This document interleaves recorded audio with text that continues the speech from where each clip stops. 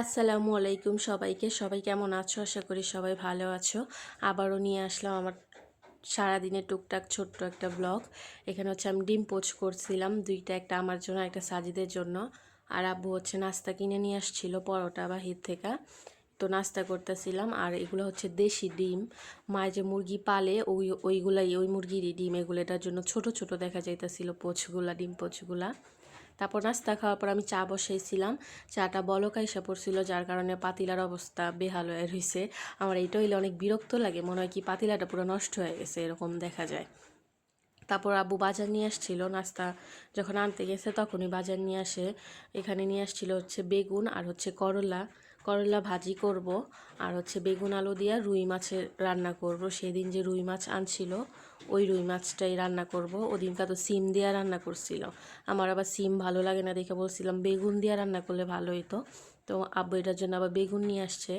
আর এদিকে হচ্ছে আমি সব কাটাকুটি করে দিতেছিলাম। আর আজকের রান্না আমি করছি, মায়েরে করতে দেই নাই, বলছি যে আজকে তোমার ছুটি, আজকে আমি করি। মাটির চুলায় আমি রান্না করতে পারি না, মাটির চুলায় রান্না করলে আমার চোখ দিয়ে অনেক পানি পড়ে, মানে ধোয়াতে মানে সমস্যা হয় আমার চোখে। মায়ের তো বলতেছিল যে এতটুকু রান্না করে আমার এই অবস্থা, তো এগুলো বলতেছিল। তো এখানে সব কিছু কাটাকুটি কইরা মায় তারপর ধুইয়া দিছিল আমার সব সবজি, তারপর করলা মাছ।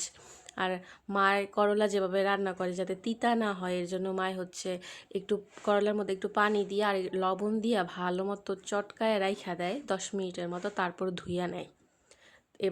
এভাবে করলে আর কি তিতা কম হয়, মার কথাও হইলো এটা।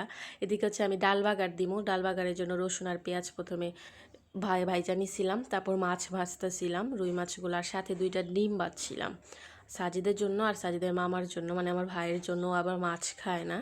আর এখানে হচ্ছে করলা ভাজি হয়ে গেছিলো, করলা ভাজিটা অনেক সবুজ হয়েছিল আজকে, একদম সবুজ, আর একটু তিতা হয় নাই। আমাদের বাসায় করলা, আমার শ্বশুর বাড়িতে করলা ভাজি করলে আমারে দেখছি একটু সিদ্ধ কইরা নেয়, সিদ্ধ করলে মানে তিতা কম লাগে, আর সিদ্ধ করার সময় একটু চিনি দেয় যাতে কালারটা নষ্ট না হয়। তারপর আমি তরকারি বসায় দিছিলাম, বেগুন আলুর তরকারি, মশলা কষায় আলু দিয়ে দিছি, তারপর বেগুন দিছিলাম। বেগুন দেওয়ার পর ভালো মতো কষায় নিতেছিলাম। আর বেগুন যখন দিতেছিলাম তখন আর কি আব্বু বেগুন অত পছন্দ করে না, মায় আবার পছন্দ করে। যেমন আমাদের শ্বশুর বাড়িতে আমি আর আমার শাশুড়ি পছন্দ করি, আর একটা মানুষও বেগুন পছন্দ করে না। তো এটাই বলতেছিলাম যে প্রত্যেক পরিবারই এরকম থাকে যে বেগুন খায় না, বেগুন পছন্দ করে না। আর এদিকে আমি আইসক্রিম খাইতেছিলাম আর আমার হাত দেখতেছিলাম যে হাত কি পরিমাণ কালি হয়েছে, আমার জামা কাপড় সুদ্ধা কালি হয়েছে। তারপর তো তরকারি হয়ে গেছে, মায়ের লবণ চাকতে দিছিলাম, আবার ধইনা পাতা দিছিলাম উপর দিয়া। তরকারিটা মজা হয়েছিল, আব্বু মায় সবাই বলছে মজা হয়েছে। তারপর হইতেছে এখানে হইলো বট বসাইতেছিলাম, বট সিদ্ধ করছিল মায় 2 দিন আগে, বট বাগার দিব। তো আমি আবার বট কোনো সময় রান্না করি নাই, মায়ের দেখা দিতেছিলাম কতটুক কী দিব। তো আমি এখানে পানি দিয়ে আবার আইসা পড়ছিলাম, তারপর আর কোনো ভিডিও করি নাই, মাই বট রান্না করছে, তারপর হচ্ছে মাই ভাত বুত বসাইছে। তো বিকেলবেলাও আর ভিডিও করি নাই, দুপুরে খাওয়ার সময় ভিডিও করি নাই।